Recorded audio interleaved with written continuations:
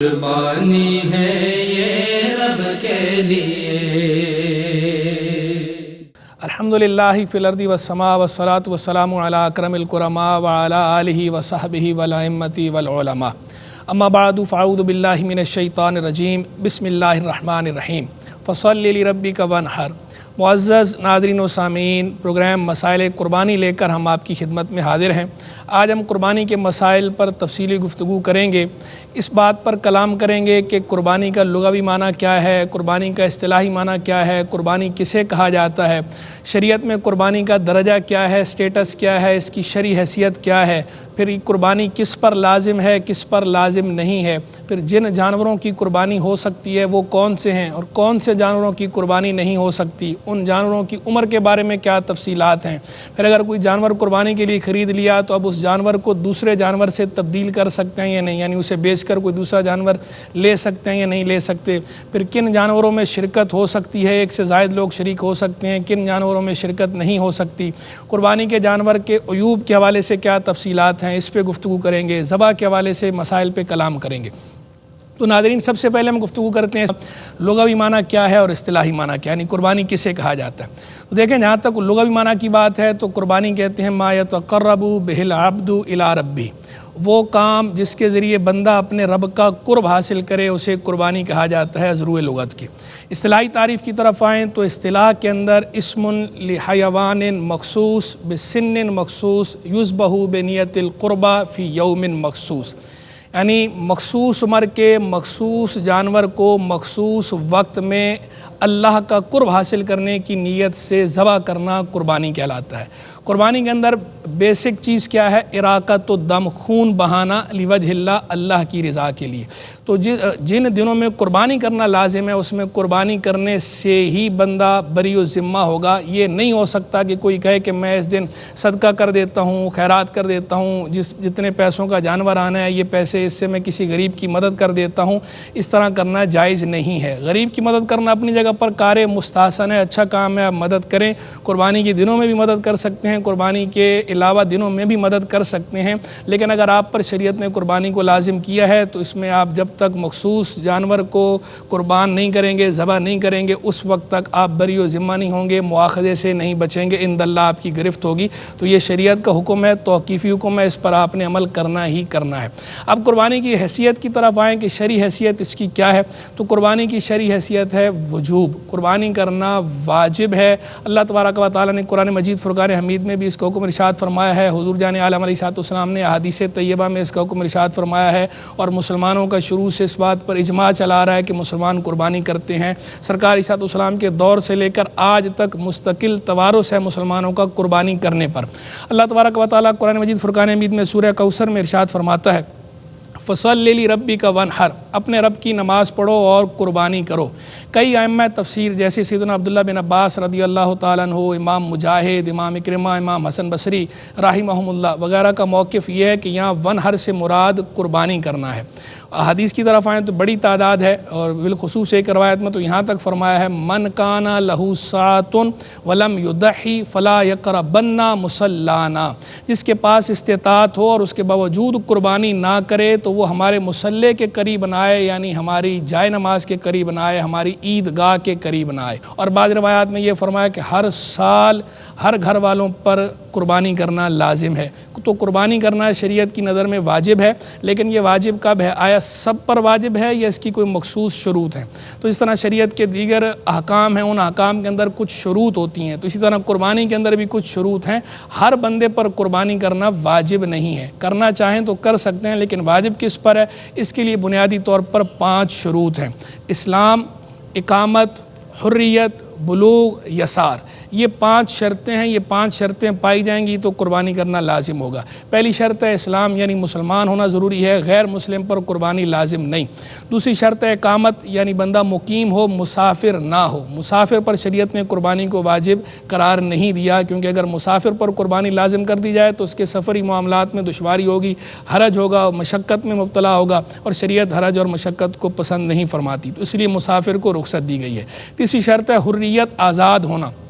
غلام پر قربانی کرنا واجب نہیں ہے، قربانی قربت مالیہ ہے، اور جو مالی قربتیں ہوتی ہیں یہ غلام پر لازم نہیں ہوتی۔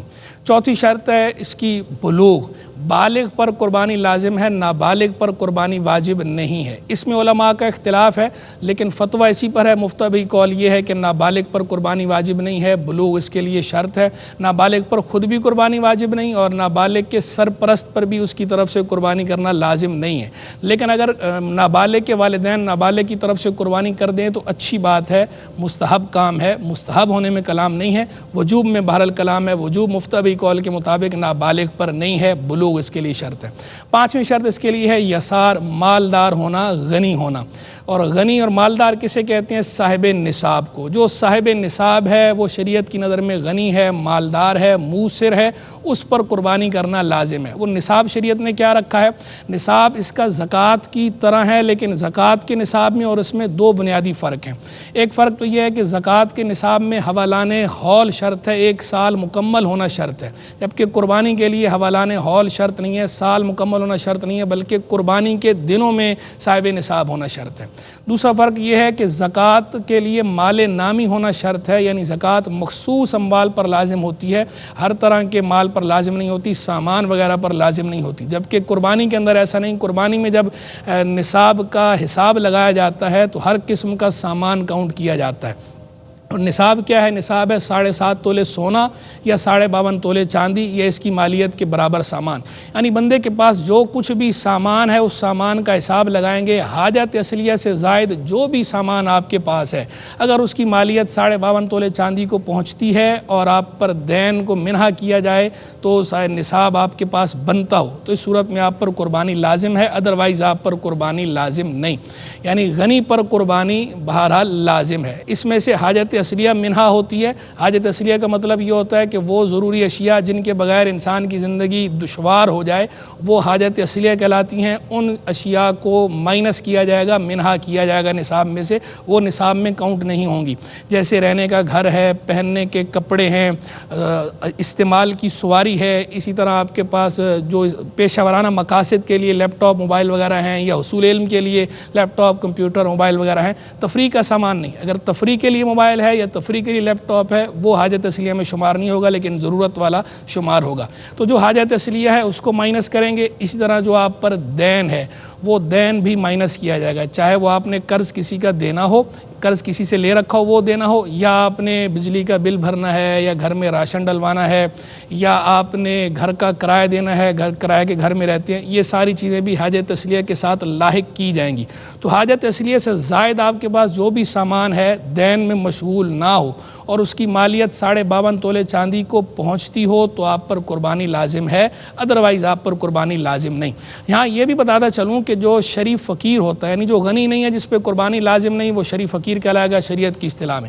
تو شریف فقیر پر قربانی لازم تو نہیں ہے، لیکن اگر شریف فقیر نے قربانی کی نیت سے جانور خرید لیا تو اب اس پر بھی قربانی لازم ہو جاتی ہے۔ اب اس پر لازم ہے کہ وہ اسی جانور کی قربانی کرے اور اسی کی قربانی کرے، وہ اس کو تبدیل بھی نہیں کر سکتا کسی اور جانور کے ساتھ۔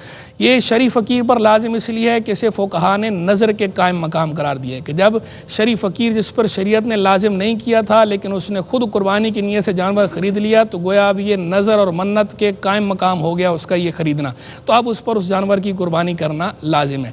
اسی طرح منت کی جو قربانی ہوتی ہے، کسی نے منت مانی قربانی کی تو منت کی قربانی بھی بہرحال لازم ہوتی ہے، لیکن منت کی قربانی میں یہ ذہن نشین رہے کہ جب منت کی قربانی کی جائے گی تو اس کا گوشت خود استعمال نہیں کر سکتے، سارے کا سارا گوشت صدقہ کرنا ضروری ہے۔ یہ جو غنی قربانی کرتا ہے یا شریف فقیر قربانی کرتا ہے، یہ قربانی اس کا گوشت یہ خود بھی کھا سکتے ہیں اور دوسروں کو بھی دے سکتے ہیں، لیکن منت کا جو گوشت ہے وہ خود نہیں کھا سکتا منت ماننے والا، اس کا گوشت سارے کا سارا صدقہ کرنا ضروری ہوتا ہے۔ تو ناظرین یہ بات ہم نے کی قربانی کی شروط کے حوالے سے، قربانی کا لغوی معنی بھی بیان ہو گیا، قربانی کا اصطلاحی معنی بھی بیان ہو گیا، قربانی کی حیثیت شرعی درجہ کیا ہے، سٹیٹس کیا ہے، وجوب یہ بھی بیان ہو گیا، قربانی کرنے کے واجب ہونے کے لیے کیا شروط ہیں اس پر بھی ہمارا کلام تفصیلی ہو گیا۔ اب آگے ہم گفتگو کریں گے کہ قربانی کس قسم کے جانوروں کی ہو سکتی ہے اور کن جانوروں کی قربانی نہیں ہو سکتی۔ تو شریعت نے بنیادی طور پر قربانی کے لیے 3 طرح کے جانوروں کو فکس کیا ہے، یہ 3 جانور ان کی قربانی ہو سکتی ہے، ان کے علاوہ اور جانوروں کی قربانی نہیں ہو سکتی۔ 3 جانور کون سے ہیں؟ 3 جنسیں ہیں، ایک بکری، دوسرا گائے، تیسرا اونٹ۔ بکری کے یہ 3 جنسیں ان کی تمام انواع ان کے اندر شامل ہیں، یعنی مذکر مؤنث سب ٹھیک ہے، بکری ہو یا بکرا ہو چلے گا۔ اسی طرح دمبا دمبی بھیڑ وغیرہ نر ہو یا مادہ وہ بکری کے ساتھ لاحق ہے۔ اسی طرح بھینس اور بھینسا یہ گائے کے ساتھ لاحق ہے۔ تو بکری، بکرا، دمبا دمبی بھیڑ نر ہو یا مادہ اس کی قربانی کر سکتے ہیں، گائے کی قربانی کر سکتے ہیں، بیل کی قربانی کر سکتے ہیں، بھینس کی قربانی کر سکتے ہیں، بھینسے کی قربانی کر سکتے ہیں، اونٹ کی قربانی کر سکتے ہیں۔ جو بکری ہے، بکری اور اس کی انواع جتنی بھی ہیں جو اس کے تحت شامل ہیں، ان سب میں صرف ایک بندے کی طرف سے یہ قربانی ہو سکتی ہے، ایک سے زائد لوگوں کی طرف سے یہ قربانی نہیں ہو سکتی۔ جبکہ گائے، بیل، بھینس، بھینسا اور اونٹ میں زیادہ سے زیادہ 7 لوگ شریک ہو سکتے ہیں۔ 7 لوگوں کا شریک ہونا ضروری نہیں، لیکن یہ اجازت ہے کہ 7 تک افراد شریک ہو سکتے ہیں۔ اچھا، بکری وغیرہ کے اندر بعض کا دیکھنے میں آتا ہے کہ لوگوں پر ایک گھر کے لوگوں میں ایک سے زائد افراد پر قربانی لازم ہوتی ہے، لیکن پورے گھر کی طرف سے ایک جانور قربان کر دیا جاتا ہے، ایک بکرا یا بکری قربان کر دیتے ہیں اور سمجھتے ہیں کہ پورے گھر کی طرف سے قربانی ادا ہو گئی۔ تو ایسا کرنا درست نہیں ہے۔ جس پر قربانی لازم ہے وہ ہر بندہ اپنی الگ قربانی کرے گا یا قربانی کے اس جانور میں حصہ لے گا جس میں حصہ لیا جا سکتا ہے۔ ایک بکری یا ایک بکرا صرف ایک فرد کی طرف سے کیا جا سکتا ہے۔ اور جن روایات کے اندر یہ بیان ہوا ہے کہ ایک بکری ایک بکرا جو ہے وہ گھر والوں کی طرف سے ہوا، تو وہاں تشریک فی الثواب مراد ہے، یعنی سرکار علیہ السلام نے ثواب میں شریک کیا تھا باقیوں کو۔ قربانی تو سرکار علیہ السلام کی اپنی تھی، بقیہ افراد کو آپ نے ثواب میں شریک کیا تھا، یعنی جو ایصال ثواب کی ایک صورت ہے۔ تو ثواب میں کسی کو بھی شریک کیا جا سکتا ہے، لیکن واجب کی ادائی بہرحال ایک کی طرف سے ہوگی چھوٹے جانور کی صورت میں۔ بڑا جانور یعنی گائے یا اونٹ ہو تو پھر 7 تک افراد شریک ہو سکتے ہیں۔ پھر جن جانوروں میں شرکت ہو سکتی ہے ان کے اندر بھی یہ ضروری ہے کہ وہ کسی بھی شریک کی نیت گوشت کی نہ ہو، یعنی کوئی نہ کوئی قربت مقصود ہو، چاہے واجب قربانی مقصود ہو یا عقیقہ مقصود ہو تو ہی شریک ہو سکتے ہیں۔ ادروائز اگر کسی کی نیت صرف گوشت کی ہے، گوشت حاصل کرنے کی نیت سے کسی نے اس میں کوئی حصہ ڈالا ہے، تو اس صورت میں کسی کی بھی قربانی ادا نہیں ہوتی۔ سب کی نیت قربت کی ہونا ضروری ہے، ثواب کی ہونا ضروری ہے۔ جہت الگ الگ ہو سکتی ہے، کوئی واجب قربانی کی نیت سے حصہ ڈال رہا ہے، کوئی عقیقے کی نیت سے حصہ ڈال رہا ہے تو ڈالا جا سکتا ہے۔ قربانی کے جانور میں، بڑے جانور میں عقیقے کا حصہ بھی کیا جا سکتا ہے، اور عقیقہ جو ہے لڑکے کا ہو تو 2 حصے ڈالنا بہتر ہے، لڑکی کا ہو تو 1 حصہ ڈالا جائے گا۔ لیکن اگر لڑکے کے بھی 2 حصے ڈال دیے، 1 حصہ ڈال دیا 2 کی جگہ تو بھی کفایت کرے گا، حرج نہیں ہے، 1 حصہ بھی لڑکے کی طرف سے کیا جا سکتا ہے۔ پھر ان جانوروں کی عمر کیا ہونی چاہیے؟ تو حدیث مبارک میں فرمایا لا تذبحوا الا مسنہ، قربان نہ کرو مگر مسنہ جانور کو۔ مسنہ کا معنی ہوتا ہے کبیر و سن، بڑی عمر کا۔ تو تینوں کے اندر مسنہ الگ الگ ہے۔ بکری اور جو اس کی انواع ہیں اس کے اندر یعنی چھوٹا جانور، اس میں مسنہ سے مراد ہے 1 سال کا جانور۔ بڑا جانور کے اندر گائے اور گائے کی انواع، ان کے لیے 2 سال کی عمر ہونی چاہیے کم از کم، اور اونٹ کے لیے کم از کم 5 سال کی عمر درکار ہے۔ یعنی اونٹ 5 سال کا ہو تو قربانی کر سکتے ہیں، 5 سال سے 1 دن بھی کم ہو تو قربانی نہیں ہو سکتی۔ گائے اور اس کی انواع کے اندر 2 سال ہونا ضروری ہے، 1 دن بھی کم ہو تو قربانی نہیں ہو سکتی۔ اسی طرح بکری اور اس کی انواع جو ہیں ان کے اندر 1 سال ہونا ضروری ہے، 1 سال سے 1 دن بھی کم ہو تو قربانی نہیں ہو سکتی۔ ہاں، اس میں ایک استثناء ہے اور وہ استثناء ہے جزا من الدان۔ دان یعنی دمبا یا بھیڑ، اس کے اندر چونکہ سرکار علیہ السلام نے خود استثناء کیا ہے کہ 6 ماہ کا بھیڑ کا بچہ یا 6 ماہ کا دمبے کا بچہ اگر اتنا فربا ہو کہ اسے 1 سال والوں میں شامل کیا جائے تو 1 سال کا ہی لگتا ہو دور سے دیکھنے میں، تو اس صورت میں اس کی قربانی کی جا سکتی ہے۔ ادروائز اس میں بھی 6 ماہ میں قربانی نہیں کر سکتے اگر وہ 1 سال کا نہ لگتا ہو تو۔ یہ خوب ذہن نشین رہے، دمبا یا بھیڑ کے اندر جو یہ استثناء ہے کہ 6 ماہ کے دمبے کی قربانی بھی ہو جاتی ہے، 6 ماہ کی بھیڑ کی قربانی بھی ہو جاتی ہے، یہ اسی وقت ہے جب کہ وہ دیکھنے میں 1 سال کا لگتا ہو۔ اگر وہ اتنا فربا نہیں کہ دیکھنے میں 1 سال کا لگتا ہو تو صورت میں اس کی قربانی بھی نہیں ہوگی۔ یہ جو جانور قربان کرنے کی ذات ہے، ان کے علاوہ اور کسی قسم کے جانور کی ذات نہیں۔ ہرن کی قربانی آپ نہیں کر سکتے، مرغی کی قربانی نہیں کر سکتے۔ کوئی کہے جناب میں ان سے ہٹ کے جانور قربان کرتا ہوں، یہ شریعت کی طرف سے مقرر کردہ جانور ہیں۔ جن جانوروں کو شریعت نے مقرر کر دیا ہے صرف انہی جانوروں کی قربانی کر سکتے ہیں، ان کے سوا دیگر جانوروں کی قربانی کرنے کی اجازت نہیں۔ پھر ان جانوروں کے اندر بھی اہلی جانوروں کی قربانی ہو سکتی ہے، وحشی جانوروں کی قربانی نہیں ہو سکتی۔ اہلی کا معنی ہوتا ہے وہ جانور جن سے انسان مانوس ہوتے ہوں، ہوں جنہیں پالا جاتا ہو۔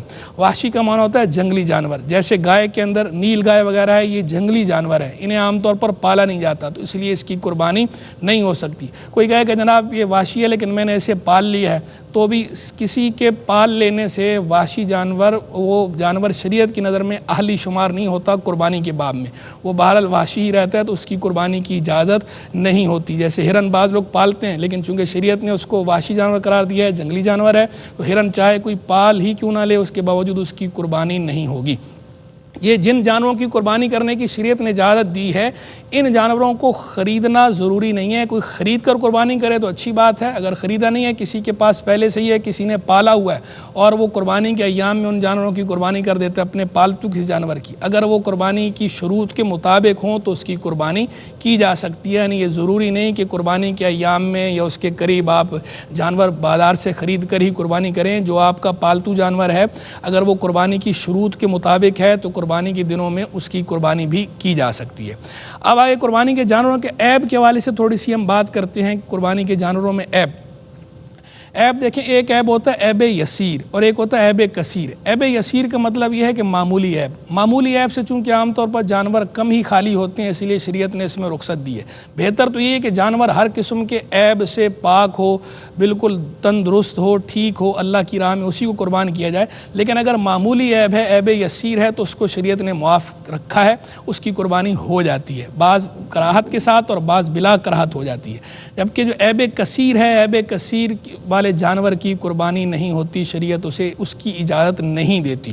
اب عیب سے مراد کیا ہے یہ بھی خوب سمجھ لیا جائے۔ عیب سے مراد وہ عیب ہے جسے تاجروں کے عرف میں عیب سمجھا جاتا ہو، یعنی مارکیٹ میں جو بیچنے والے ہیں جانوروں میں جس چیز کو وہ عیب شمار کریں اور اس کی وجہ سے جانور کے ریٹ میں کمی واقع ہو جاتی ہو تو وہ شریعت کی نظر میں عیب ہے، اور وہ عیب جس کی وجہ سے منفعت یا حسن و جمال مکمل طور پر زائل ہو جائے جانور کا، وہ عیب ہوگا یا اس عضو کا۔ اگر مکمل طور پر حسن و جمال زائل نہیں ہوا یا مکمل طور پر منفعت زائل نہیں ہوئی تو اس صورت میں وہ عیب یسیر کہلائے گا، عیب کثیر نہیں کہلائے گا، قربانی ہو جائے گی۔ مثالیں بھی میں ذکر کر دیتا ہوں، جیسے کہ ناک ہے تو کسی جانور کی ناک کٹی ہوئی ہو اس کی قربانی نہیں ہو سکتی، یہ عیب ہے۔ دانت ہیں، کسی جانور کے دانت بالکل نہیں ہیں یا اتنے زیادہ گر گئے ہیں کہ چارہ نہیں کھا سکتا تو یہ بھی عیب کثیر ہے، اس کی قربانی نہیں ہو سکتی۔ ہاں اگر معمولی سے دانت ٹوٹے ہیں 2-3 اور وہ چارہ کھا سکتا ہے تو اس صورت میں اس کی قربانی ہو جائے گی، لیکن مکروہ ہے۔ یہ عیب یسیر ہے، قلیل عیب ہے، اس میں قربانی ہو جاتی ہے لیکن مکروہ ہے۔ آنکھ جو ہے، کسی جانور کی دونوں آنکھیں نہ ہوں یا ایک آنکھ نہ ہو تو اس صورت میں یہ عیب کثیر ہے، قربانی اس کی جائز نہیں۔ اگر جو ہے وہ جانور بھینگا ہے تو اس صورت میں اس کی قربانی ہو جائے گی، یہ عیب یسیر ہے، یہ عیب کثیر نہیں ہے، لیکن اس کی قربانی کرنا مکروہ ہے۔ اس طرح سینگ ہیں، اگر کسی کے سینگ بالکل نہیں ہے، سر کے اوپر سے اگر سینگ ٹوٹے ہوئے ہیں تو قربانی ہو جاتی ہے۔ ہاں اگر سینگ اس طرح توڑنا کہ سر کے اندر سے، جڑ کے اندر سے سینگ نکال لیے گئے ہوں اور زخم ہو اور وہ زخم بھرا نہ ہو تو اس صورت میں اس جانور کی قربانی نہیں ہوتی، یہ عیب کثیر ہے۔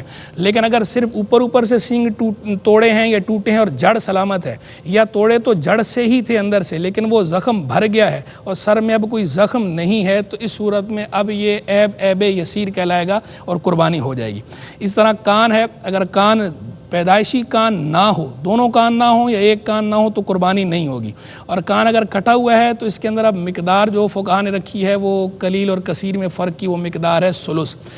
ثلث معنی ہوتا ہے تہائی، 1/3 سے زائد کٹا ہوا ہے تو قربانی نہیں ہوگی، اور 1/3 کٹا ہوا ہے یا 1/3 سے کم کٹا ہوا ہے تو صورت میں قربانی ہو جاتی ہے۔ یہی معاملہ جانور کی دم کا ہے، دم اگر سرے سے کٹی ہوئی ہے تو بھی قربانی نہیں ہوگی، اور اگر دم کٹی ہوئی مکمل تو کٹی ہوئی نہیں ہے لیکن 1/3 سے زائد کٹی ہوئی ہے تو اس کی قربانی نہیں ہوگی، اگر 1/3 یا اس سے کم کٹی ہوئی ہے تو قربانی ہو جائے گی اگرچہ مکروہ ہے۔ اس طرح تھن، بکری کے اندر چونکہ بکری کے 2 تھن ہوتے ہیں اور گائے بھینس کے 4 تھن ہوتے ہیں، تو اگر بکری کے اندر ایک تھن بھی کسی کا خشک ہے تو اس صورت میں یہ عیب کثیر شمار ہوگا اور قربانی نہیں ہوگی، اور گائے بھینس کے اندر 4 تھنوں میں سے اگر 1 تھن خشک ہے تو یہ عیب یسیر ہے، عیب کثیر نہیں ہے، قربانی ہو جائے گی۔ لیکن اگر گائے بھینس میں 2 تھن خشک ہیں یا 2 سے زائد تھن خشک ہیں تو صورت میں یہ عیب کثیر ہے، اس کی قربانی نہیں ہوتی۔ پاؤں کے اندر بھی اگر دونوں پاؤں کٹے ہوئے ہوں یا 1 پاؤں کٹا ہوا ہو تو صورت میں قربانی نہیں ہوتی، عیب کثیر ہے۔ اور اسی طرح اگر لنگڑا ہے، اتنا لنگڑا ہے کہ چل کر قربانی کی جگہ تک مذبح تک نہیں جا سکتا تو یہ بھی عیب کثیر ہے، قربانی نہیں ہوگی۔ لیکن اگر معمولی سا لنگ ہے اور وہ چل کر قربان گاہ تک جا سکتا ہے تو اس صورت میں یہ عیب یسیر ہوگا، قلیل عیب ہے، صورت میں قربانی ہو سکتی ہے۔ اس طرح وہ جانور جو صرف غلاظت کھاتا ہو اور اس کے بدن سے بدبو آتی ہو تو اس کی قربانی بھی جائز نہیں۔ کمزوری، اگر جانور کی کمزوری اتنی زیادہ ہو کہ بالکل ہڈیوں میں مغز سرے سے ہی نہ رہے، گودا رہ ہی نہ ختم ہو جائے تو اس جانور کی بھی قربانی نہیں ہوتی، یہ عیب کثیر ہے۔ اسی طرح جنون یا پاگل پن اتنا زیادہ ہے کہ جانور چرتا ہی نہیں ہے، چارہ نہیں کھاتا تو اس صورت میں قربانی کرنا جائز نہیں ہے۔ لیکن اگر اس کا جنون یا پاگل پن اتنا کم ہے کہ وہ چارہ وغیرہ کھا لیتا ہے تو اس صورت میں یہ عیب یسیر ہے، قلیل ہے، کثیر نہیں ہے، قربانی ہو جائے گی۔ اس طرح وہ جانور کے جو خسی جانور کی قربانی جائز ہے، یہ عیب عرف شرع میں عیب نہیں ہے، چونکہ اس کے ساتھ کوئی منفعت مقصود نہیں ہوتی جو منفعت زائل ہو جائے، ویسے بھی یہ کھانا جائز بھی نہیں ہے، تو اس لیے خسی جانور کی قربانی کرنا درست ہے، یہ عیب شمار نہیں ہوتا شریعت کی نظر میں، بلکہ خود سرکار علیہ السلام سے ثابت ہے کہ آپ علیہ السلام نے جن بکروں کی قربانی فرمائی تھی وہ بکرے خسی تھے۔ اسی طرح مرض، اگر ایسا مرض ہو جو بالکل واضح بیماری ہو جانور کو تو یہ بھی عیب کثیر ہے، قربانی نہیں ہوتی۔ خنثی جانور، وہ جانور جس میں نر اور مادہ دونوں علامتیں ہوں تو یہ بھی عیب کثیر ہے، اس جانور کی قربانی بھی شریعت کی نظر میں نہیں ہوتی۔ باقی جو بوڑھا جانور ہے، بڑھاپا کوئی عیب کثیر نہیں ہے، بڑھاپے کی وجہ سے جانور کی قربانی میں فرق نہیں آتا، بوڑھے جانور کی قربانی کی جا سکتی ہے۔ اسی طرح حاملہ جانور جو ہے، وہ جانور جس کو حمل ہو اس کی قربانی بھی کی جا سکتی ہے، ناپسندیدہ ہے، مکروہ ہے حاملہ جانور کی قربانی کرنا، لیکن اگر کسی نے حاملہ جانور کی قربانی کی تو قربانی بہرحال ہو جاتی ہے۔ اور حمل والا جانور کی اگر قربانی کی جائے اور اس صورت میں بچہ نکل آئے تو اگر بچہ مردہ ہو تو اسے پھینک دیا جائے گا، اور اگر زندہ بچہ نکلے تو اس بچے کو بھی ذبح کر کے صدقہ کر دیا جائے گا۔ ناظرین، یہ ہم نے عیب کے حوالے سے جو تفصیلات تھیں، جملہ تفصیلات آپ کے سامنے رکھ دیں کہ عیب ہو تو کیا حکم ہے۔ اب ہم اسی کے اندر یہ بھی بتاتے چلیں آپ کو کہ بعضوں کا جانور لے لیا جاتا ہے اور جانور لینے کے بعد اگر کوئی اس جانور کو تبدیل کرنا چاہے، جسے استبدال کہا جاتا ہے شریعت کی اصطلاح میں، تو استبدال جو ہے قربانی کے جانور کا یہ درست ہے یا نہیں۔ مثال کے طور پر کسی آدمی نے 80,000 کا جانور لیا، بعد میں اسے کوئی مل گیا، اس نے اس کو بیچ دیا، اس کو بیچنے کے بعد اس نے آگے اسے دوسرا جانور 70,000 ملا، 70,000 والا جانور خرید لیا، تو ایسا کرنا جائز ہے یا نہیں؟ تو جو غنی ہے اس کے لیے یہ جائز نہیں کہ وہ قربانی کا جانور کم تر جانور سے بدل لے یا اسی کی مثل جانور سے بدلے، اعلیٰ جانور سے بدل سکتا ہے۔ شریعت یہ اجازت دیتی ہے کہ اگر قربانی کا جانور کسی نے خریدا ہے اور اسے اس کے بعد دوسرا ایسا جانور پسند آیا ہے کہ جو اس سے قیمت میں بھی زیادہ ہو اور اس سے زیادہ فربہ ہو، گوشت میں بھی اس سے زیادہ ہو، تو اس جانور سے تو بدلا جا سکتا ہے اسے، لیکن اگر وہ دوسرا جانور اسی جانور کی مثل ہو یا اس سے کم تر ہو تو اس کی شریعت اجازت نہیں دیتی، کیونکہ یہ جو چیز وہ اللہ تبارک و تعالیٰ کے لیے کی نیت سے لے لی تھی، اللہ کے ہاں ذبح کرنے کی نیت سے، اس سے رجوع کرنا لازم آ رہا ہے، اس کی شریعت اجازت نہیں دیتی، ناپسند کرتی ہے۔ یعنی غنی جانور کو اسی وقت تبدیل کر سکتا ہے کہ جبکہ دوسرا جانور اس جانور سے اعلیٰ ہو، قیمت میں بھی اعلیٰ ہو اور گوشت میں بھی اعلیٰ ہو، اعلیٰ اور اغلیٰ ہو، مہنگا ہو، تو اس جانور کو لے سکتے ہیں، ادروائز تبدیل نہیں کر سکتے۔ اور رہ گیا وہ شریف فقیر کہ جس نے قربانی کی نیت سے ہی جانور خریدا تھا، وہ اگر جانور تبدیل کرنا چاہے تو وہ جانور تبدیل مطلقاً نہیں کر سکتا، کیونکہ جو جانور اس نے خریدا تھا وہ اس پر متعین ہو گیا ہے کہ اس کی قربانی کرے، کیونکہ اس کے لیے وہ نظر کے قائم مقام ہے، نظر اور منت کے حکم میں ہے، تو اسے وہ ایز اٹ از قربانی کرے گا، من وان اسی جانور کی قربانی کرے گا، دوسرے جانور سے شریف فقیر تبدیل نہیں کر سکتا۔ اب ناظرین، قربانی کے وقت کے حوالے سے ہم بات کرتے ہیں، قربانی کا وقت کیا ہے، قربانی کرنے کی اجازت کب ہے، قربانی کب کی جاتی ہے؟ تو شریعت نے قربانی کے 3 دن رکھے ہیں، 10 ذوالحجہ، 11 ذوالحجہ، 12 ذوالحجہ۔ 10 ذوالحجہ کو اجازت ہے، 11 ذوالحجہ کو اجازت ہے، 12 ذوالحجہ کو غروب آفتاب تک اجازت ہے۔ یعنی اگر دن اور رات ملا کر بات کریں تو 3 دن بنیں گے اور بیچ والی 2 راتیں بنیں گی۔ 10 ذوالحجہ کا دن، 11 ذوالحجہ کا دن، 12 ذوالحجہ کا دن اور 20 کی 2 راتیں، یہ قربانی کا وقت ہے۔ اس میں کسی بھی وقت قربانی کی جائے گی، قربانی ادا ہو جائے گی۔ رات کے وقت بھی قربانی کی جا سکتی ہے، دن میں قربانی کریں تو اچھا ہے، افضل ہے، اولیٰ ہے، لیکن اگر کوئی رات میں قربانی کرتا ہے تو رات میں بھی قربانی ہو سکتی ہے۔ اور جو فقہاء نے رات کو قربانی کرنے کو مکروہ قرار دیا تو وہ اس صورت میں مکروہ قرار دیا تھا جبکہ روشنی کا انتظام پچھلے وقتوں میں نہیں ہوتا تھا۔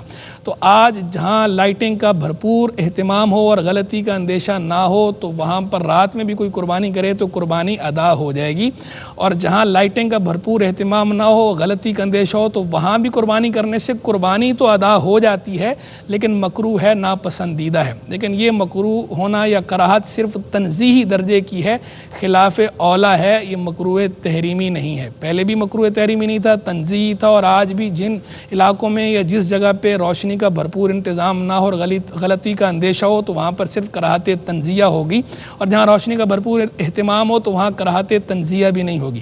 پہلا دن افضل دن ہے، افضل یہ ہے کہ 10 ذوالحجہ کو قربانی کی جائے، پھر اس کے بعد 11 ذوالحجہ، پھر اس کے بعد 12 ذوالحجہ۔ ان ایام میں ہی قربانی کر سکتے ہیں، ان کے بعد قربانی نہیں کر سکتے، اور ان سے پہلے بھی قربانی نہیں کر سکتے۔ یہیں سے ایک اور ضروری مسئلہ یہ بھی سماعت کر لیجئے کہ بعض اوقات ایسا ہوتا ہے کچھ لوگ دوسرے ملک میں ہوتے ہیں اور وہ بیرون ملک سے اپنے ملک میں کسی کو وکیل بناتے ہیں قربانی کرنے کے لیے۔ تو اس صورت میں خوب یاد رہے کہ سبب کا لحاظ رکھنا ضروری ہے۔ سبب وجوب کا مطلب ہے وقت ہونا، یعنی اگر کوئی ایسے ملک میں موجود ہے کہ اس ملک میں عید کا دن شروع ہو گیا اور یہاں عید کا دن شروع نہیں ہوا، مثلا پاکستان کا کوئی بندہ باہر رہتا ہے حجاز مقدس میں، حجاز مقدس میں 10 ذوالحجہ تھی اور یہاں 9 ذوالحجہ ہے، اس نے وہاں سے کسی کو وکیل بنایا کہ میری قربانی یہاں کر دو، تو اگر کسی نے یہاں اس کی قربانی کی تو وہ قربانی ادا نہیں ہوگی، کیونکہ اس نے جو قربانی کی ہے یہ 9 ذوالحجہ کو کی ہے اور یہاں بھی قربانی کا وقت شروع ہی نہیں ہوا تھا۔ وہاں 10 ذوالحجہ تھی، قربانی کا وقت شروع ہو چکا تھا، یہاں قربانی کا وقت شروع نہیں ہوا۔ اس طرح کی قربانی کے لیے ضروری ہوتا ہے کہ دونوں جگہ، ملک سے باہر بھی اور اس ملک میں بھی، دونوں جگہ قربانی کا وقت ہو تو ہی قربانی کر سکتے ہیں، ادروائز نہیں کر سکتے۔ ایک صورت قربانی نہ ہونے کی میں نے بتا دی، ایک صورت اور یہ ہے کہ مثال کے طور پر یہاں پاکستان کے اندر 12 ذوالحجہ ہے، لیکن وہاں پر 12 ذوالحجہ ختم ہو چکی تھی، 13 ذوالحجہ ہو چکی، اور اب کسی نے یہاں وکیل بنایا کسی کو، تو چونکہ اب وہاں والے کے حق میں سبب وجوب وقت نہیں پایا گیا، اس لیے یہاں بھی اب اس کی قربانی نہیں ہو سکتی۔ باہر سے کوئی اگر اپنے ملک میں کسی کو وکیل بنائے گا تو قربانی کے ادا ہونے کے لیے ضروری ہے کہ قربانی ان دنوں میں کی جائے کہ جن دنوں میں دونوں جگہ سبب وجوب یعنی وقت پایا جا رہا ہو، وہاں بھی قربانی کا وقت ہو جس ملک میں وہ بندہ موجود ہے جس کی قربانی کی جا رہی ہے، اور اس ملک میں جس کی طرف سے قربانی کی جا رہی ہے یہاں بھی وقت ہو، دونوں جگہ قربانی کا وقت ہوگا تو قربانی ادا ہوگی۔ اگر دونوں میں سے کسی ایک جگہ بھی قربانی کا وقت شروع نہ ہوا ہو یا قربانی کا وقت ختم ہو چکا ہو تو اس صورت میں اس بندے کی قربانی ادا نہیں ہوتی۔ اور باقی وہ جو فقہاء کرام نے فرمایا ہے کہ مکان اضحیہ کا اعتبار ہے قربانی والے کی، جہاں قربانی کی جا رہی ہے اس جگہ کا اعتبار ہے، تو وہ اس صورت میں ہے کہ جب کہ وقت موجود ہو، سبب وجوب یعنی وقت موجود ہے، ایک بندہ شہر میں ہے اور قربانی گاؤں میں کروانا چاہ رہا ہے تو وہ فقہاء نے اس کے حوالے سے فرمایا تھا، یا وہ گاؤں میں موجود ہے قربانی شہر میں کروا رہا ہے، تو چونکہ گاؤں اور شہر کا جو وقت ہے وقت ایک ہی ہے، بس ایک جو ادا کی شرط ہے، شرط ادا، اس میں فرق ہے۔ وہ شرط ادا کیا ہے کہ شہر میں قربانی ادا ہونے کے لیے یہ شرط ہے کہ نماز ہو چکی ہو، کسی ایک جگہ بھی عید کی نماز ہو گئی تو قربانی کی جا سکتی ہے، کسی بھی جگہ عید کی نماز نہ ہوئی ہو تو شہر میں قربانی نہیں کی جا سکتی، جبکہ گاؤں دیہات میں چونکہ عید کی نماز واجب نہیں ہوتی تو اس لیے گاؤں دیہات کے اندر طلوع فجر کے بعد قربانی کی جا سکتی ہے۔ تو وہ فقہاء نے یہ فرمایا تھا کہ شہر اور گاؤں یعنی یہاں سبب وجوب پایا جا رہا ہو، صرف شرط ادا میں اختلاف ہو، تو وہاں پر یہ فرمایا تھا کہ اعتبار مکان اضحیہ کا یعنی جہاں قربانی کی جا رہی اس جگہ کا اعتبار ہے، ادروائز جہاں سبب وجوب ہی الگ الگ ہو جائیں تو وہاں کے لیے فقہاء نے ایسی کوئی شرط نہیں فرمائی۔ تو قربانی اگر باہر سے کوئی کسی دوسرے ملک میں کروا رہا ہے تو اس شرط کو پیش نظر رکھنا ضروری ہے کہ دونوں جگہ پر جس ملک میں بندہ موجود ہے جس کی طرف سے قربانی کی جا رہی ہے وہ، اور وہ ملک جہاں قربانی کروائی جا رہی ہے اس بندے کی طرف سے، دونوں جگہ پر سبب وجوب یعنی قربانی کا وقت ہونا ضروری ہے۔ اگر قربانی کا وقت کسی ایک جگہ بھی شروع نہ ہوا ہو یا ختم ہو چکا ہو تو قربانی نہیں ہوتی۔ اب ذبح کے حوالے سے کچھ گفتگو کر لیتے ہیں۔ قربانی کا جانور جب ذبح کیا جائے گا تو بعض اوقات دیکھنے میں یہ آیا کہ جو بندہ ذبح کر رہا ہوتا ہے، ذابح قصاب جو ہے، اس کے ساتھ جو گھر کا مالک ہے یا جس کی طرف سے قربانی کی جا رہی ہے وہ بھی چھری پہ ہاتھ رکھ دیتا ہے۔ تو یہاں خوب اچھی طرح ذہن نشین کر لیں کہ اگر چھری پر ایک سے زائد بندوں کا ہاتھ ہو تو سب کا اللہ کا نام لینا ضروری ہے۔ اگر کسی ایک نے بھی نہیں لیا تو جانور حلال نہیں ہوگا۔ جانور کے حلال ہونے کے لیے ضروری ہے کہ جو جانور کو ذبح کر رہا ہے وقت ذبح اللہ کا نام لینا ان سب کے لیے ضروری ہے جن جن کا چھری پر ہاتھ ہے۔ اگر صرف ذابح قصاب ہے، ایک ہی بندہ ذبح کر رہا ہے چھری پر اسی کا ہاتھ ہے، پھر تو صرف اس کا کہنا کافی ہے بسم اللہ اللہ اکبر۔ لیکن اگر اس کے ہاتھ پر کسی اور نے بھی ہاتھ رکھ رکھا ہے، چاہے وہ گھر کے بچے کا ہو یا گھر کے بڑے کا ہو، اس کا بھی بسم اللہ اللہ اکبر کہنا ضروری ہے، اللہ کا نام لینا ضروری ہے، سب نام لیں گے۔ جانور جب ذبح کیا جائے تو ذبح کرتے ہوئے ایک جانور کو دوسرے جانور کے سامنے ذبح نہ کیا جائے، دوسرا جانور ذبح کرتے ہوئے گھسیٹ کے نہ لے جایا جائے۔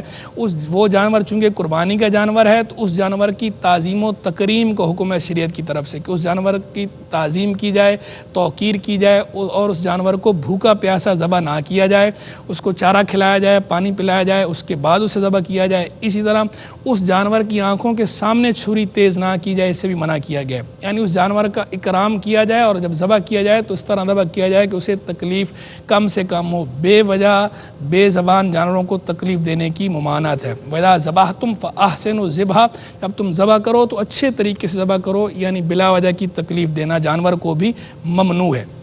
جب جانور کو ذبح کیا جاتا ہے تو بعض لوگ ایسا کرتے ہیں کہ وہ جو خون بہتا ہے تو اس خون کو اپنے پاؤں پہ لگا لیتے ہیں یا گھر کے دروازے پہ لگا لیتے ہیں، اپنے پاؤں پہ لگاتے ہیں یا بچوں کے پاؤں پہ لگا دیتے ہیں کہ جناب اس سے بہادری پیدا ہوگی، اور گھر کے دروازے پہ یا دیوار پہ باہر لگا دیتے ہیں یہ کہہ کے کہ جناب اس سے آفات و بلیات ٹلیں گی۔ تو ایسا کرنا جائز نہیں ہے۔